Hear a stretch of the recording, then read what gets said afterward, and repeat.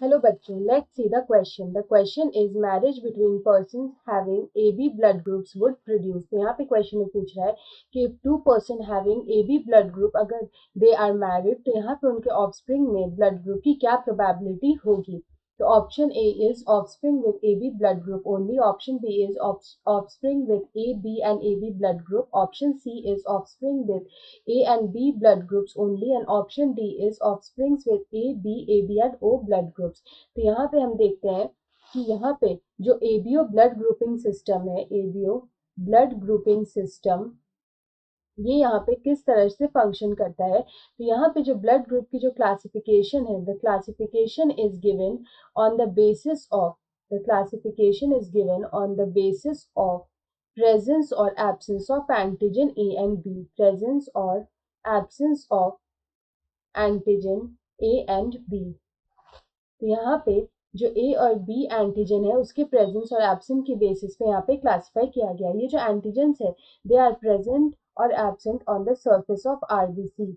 यहाँ पे आरबीसी के सरफेस पे इनके प्रेजेंस और एब्सेंस के बेसिस पे इन्हें क्लासिफाई किया गया है.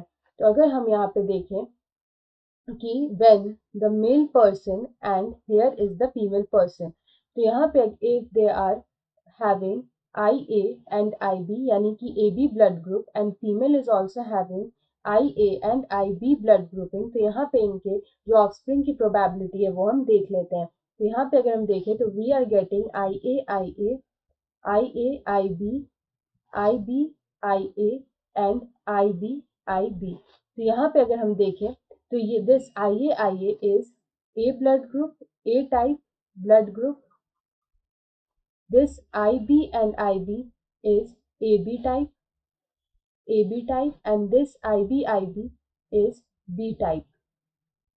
तो यहाँ पे अगर हम देखें कि यहाँ पे जो प्रोबेबिलिटी बन रही है वो ए ब्लड ग्रुप की भी बन रही है, ए बी की भी बन रही है और बी की भी बन रही है. तो यहाँ पे इस क्वेश्चन का जो करेक्ट आंसर होगा वो होगा A, A B and B.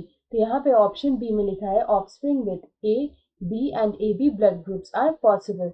So option B is the right answer. Best of luck.